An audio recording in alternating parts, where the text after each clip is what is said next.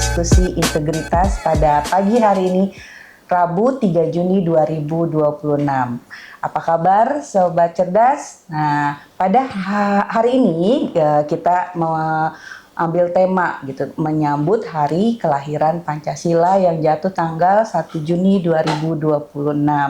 Tema kita di sini adalah menanamkan integritas melalui keteladanan nilai Pancasila. Menarik, dan di sini juga kita sudah hadir narasumber hebat kita, Ibu Puspita Hanum. Apa kabar Ibu? Alhamdulillah baik, Bu Retno. Baik, Ibu Puspita Hanum, boleh dong kenalan dikit dengan Sobat Cerdas di sini gitu. Oke. Assalamualaikum warahmatullahi wabarakatuh. Selamat pagi Sobat Cerdas. Perkenalkan, saya Ibu Puspita Hanum. Saya adalah salah satu ASN di Pemkot Balikpapan, tepatnya di Kelurahan Sepinggan Baru. Dan saya juga seorang bidan praktek mandiri di rumah saya.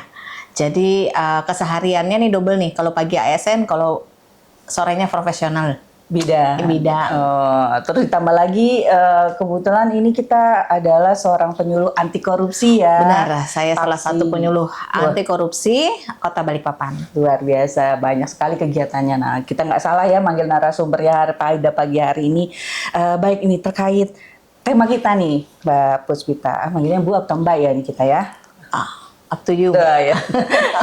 Jadi saya masih muda nih, jadi kita Mbak Puspita ini terkait tentang Pancasila. Ya, gimana fenomena nilai-nilai Pancasila saat ini yang kita kaitkan dengan nilai integritas.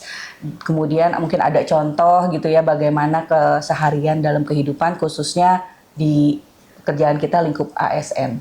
Iya. Benar ya, fenomenanya nih luar biasa sih sebenarnya. Karena Pancasila itu udah kita tahu dari zaman kita kecil sampai sekarang udah besar. Tapi terbatasnya nih kadang-kadang anak-anak itu cuma hafalnya satu, Pancasila, ketuhanan yang Maha Esa. Terus sampai 5 lancar ya. Sedangkan untuk penanamannya ya ini nih, kita mau kupas di sini. Sebenarnya penting banget karena apa? Ini akan berkaitan dengan integritas kita sebagai ASN di lingkungan pemerintah Kota Balikpapan. Ya, kalau kita kupas nih satu persatu, Pancasila yang pertama itu ketuhanan yang Maha Esa. Nah, kenapa itu paling pertama dicantumkan? Karena itu betul-betul great foundation. Benar-benar adalah fondasi yang kuat untuk kita melakukan integritas, menerapkan integritas di lingkungan kerja. Karena apa? Ini berhubungan dengan keyakinan. Keyakinan kita kepada Tuhan, keyakinan spiritual, ini adalah pagar, Mbak Retno. Ya, karena ketika kita beriman, ketika kita yakin bahwa segala sesuatu akan kita pertanggungjawabkan kelak nanti. Nah, di hadapan Tuhan tuh ya, kita nggak akan melakukan hal-hal yang tidak diinginkan. Karena apa? Walaupun nih, saya misalnya nih mau nilep nih uang ya, Mbak Retno ya, uang kas kantor nih ya kan, Mbak Retno tuh nggak bakal tahu. Karena nggak ada yang lihat. Nah, karena saya gini, oh nih ada duit nih 1 juta nih ya. 100.000 aja saya ambil nggak apa-apa lah, ntar saya buat notanya ya Mbak Retno, itu kan bakal tahu nih Mbak Retno atau teman-teman kerja. Tapi kan Tuhan nggak tahu. Ketika kita yakin bakal dipertanggungjawabkan. Nah, itu benar-benar pagar fondasi. Great banget tuh sebenarnya Pancasila. Ya, kalau kita benar-benar menerapkan di kehidupan kita masing-masing. Benar. Jadi kata Bu Mbak Puspita benar ya, kalau nilai integritas kan pertama kejujuran nih. Kejujuran. Nah, katanya kalau jujur itu bahkan pengertiannya itu bisa jujur tuh tanpa ada yang melihat gitu ya. Jadi walaupun tidak ada yang melihat tapi tetap ya, gitu tetap ya. Karena apa? Keyakinan kita.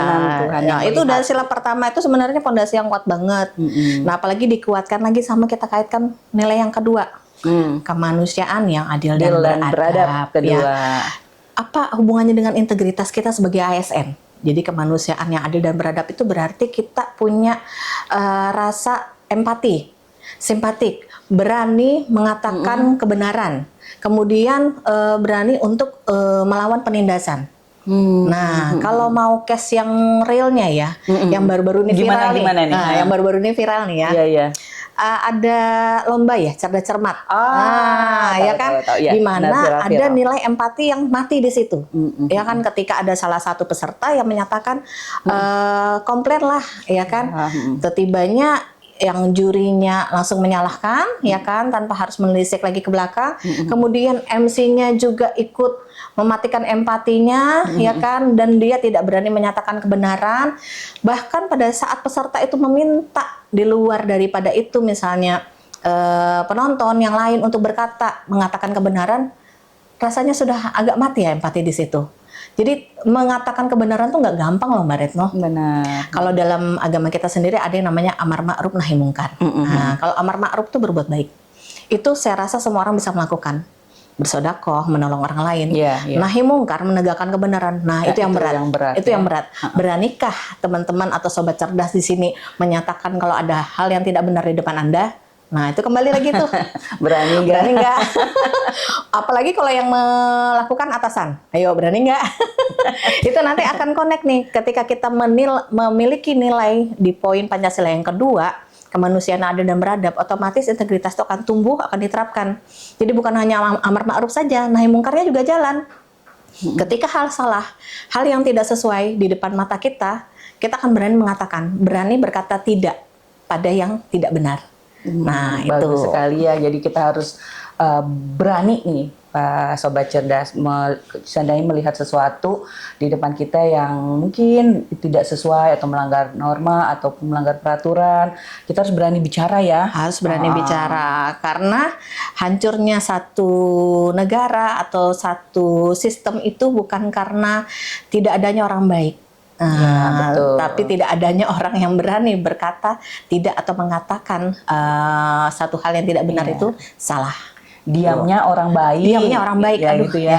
Bener belibet ya. Jadi karena diamnya orang baik itu sehingga kejahatan makin merajalela seperti itu ya. Nah, kita loncat lagi tuh ke poin ketiga, Persatuan Indonesia. Persatuan Indonesia, sila ketiga. Iya, nilai integritas apa yang kita dapat dari Persatuan Indonesia? Dari Persatuan Indonesia itu kita bisa menanamkan apa? Rasa toleransi yang besar. Karena apa? Kalau tidak ada toleransi atau zero tolerance, tentunya akan ambiar, pecah ya. Kemudian di sila ketiga ini juga timbul rasa kita akan mementingkan kepentingan bangsa dan negara di atas kepentingan yang lain, kepentingan golongan pribadi ya.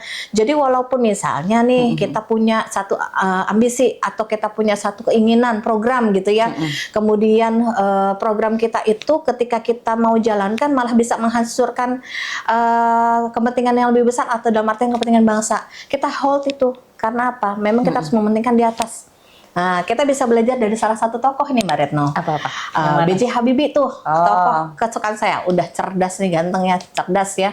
Dia setia pula ya. Aduh, luar biasa. Meleleh rasanya. Jadi beliau itu punya impian dari mudanya tentang industri pesawat. Benar. Namun ketika beliau memimpin di saat krisis, beliau mengorbankan impian sedari mudanya, mengorbankan industri pesawatnya untuk kepentingan bangsa dan negara. Bukankah itu buat hal yang buat saya merinding nih, karena memang benar-benar tidak ada kepentingan yang lebih besar dibandingkan kepentingan negara sendiri, bangsa sendiri. Iya betul Sobat Cerdas, itu juga cerita saya baca juga seperti itu ya. Jadi waktu itu Presiden B.J. Habibie itu mengorbankan proyek pembangunan pesawat kalau tidak salah, hanya untuk industri pesawatnya hanya untuk menstabilkan waktu itu nilai ekonomi kita yang sedang krisis tahun 9798 tuh ya. Krisis moneter, kemudian yang rupiah anjlok, dolar juga tinggi gitu. Jadi dengan hal itu luar biasa ya. Kemudian juga memang Mbak Puspita, kita kan bangsa Indonesia itu beragam ya. Banyak sekali suku bangsa gitu ya. Persatuan Indonesia di situ ya Mbak Puspita ya. Kalau di ASN sendiri gimana contohnya, ada nggak Mbak? Yang Persatuan Indonesianya itu gimana di nilai integritasnya? Kalau di ASN ya sebenarnya banyak ya, yang ibaratnya kita di lingkup OPD nih ya, ada ego tersendiri ya mungkin ya, ya, yang terkadang dari OPD sini atau sini kita nih memajuin nih programnya, sehingga sampai sekarang pun ya, mohon maaf Mbak Retno, untuk bridging system agak susah. Nah, karena apa? Ya kemungkinan masih ada rasa-rasa ego tertentu yang mementingkan ini loh program saya nih terlebih dahulu, tanpa kita melihat tujuan besarnya. Jadi seperti itu.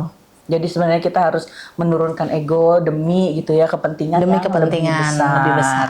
Baik. Oke, kita lanjut ke sila berikutnya. Keempat, ya, sila keempat itu kerakyatan yang dipimpin oleh hikmat kebiasaan dalam permusyawaratan rakyat. Jadi di poin keempat, di sila keempat ini, nilai integritas yang bisa kita ambil adalah memang kita harus mendengarkan aspirasi dari banyak orang. Kita harus mengutamakan musyawarah untuk tadi membangun sistem yang lebih baik di negara ini.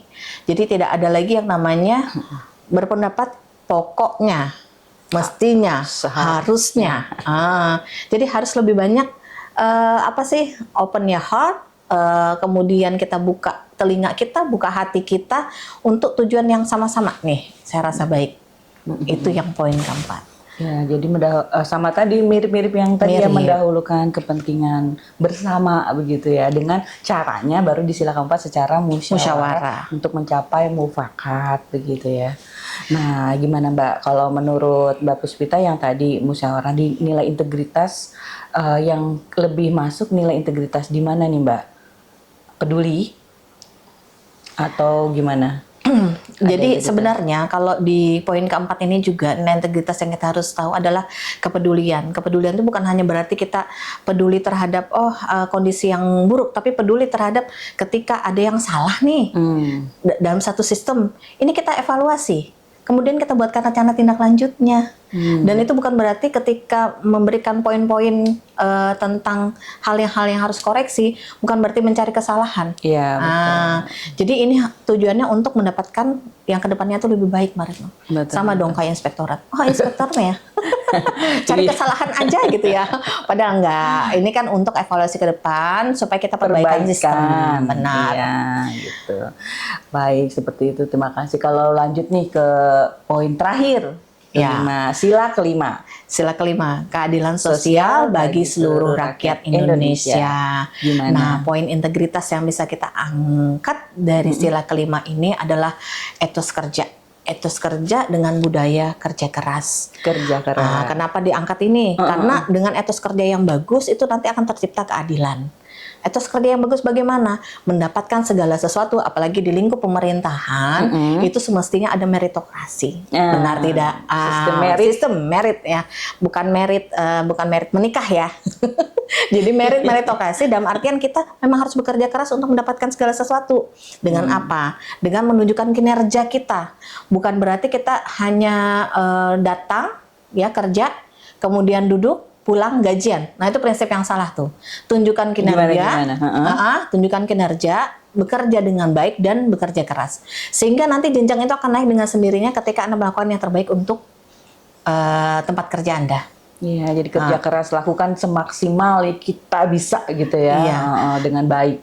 Kemudian di sila kelima ini juga ada poin kesederhanaan. Karena dengan kesederhanaan juga membentuk bahwa ini akan kedepannya framingnya semua itu akan terjadi keadilan gitu loh ya kan.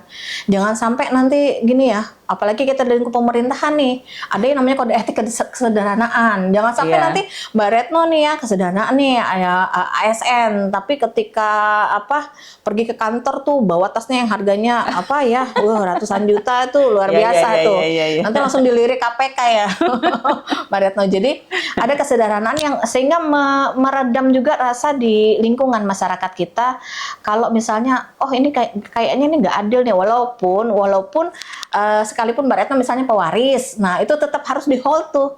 Karena apa? Menciptakan rasa keadilan di negara kita. Ya jangan sampai nanti terjadi pemikiran-pemikiran negatif tentang ASN nih. Ya, betul. Benar. Jadi nggak perlu juga sih ke kantor ya bawa 20 gram gitu ya, nggak dipakai cincin gitu ya, pakai gelang, jari ada gitu. Jadi ya pas lagi nulis gini-gini.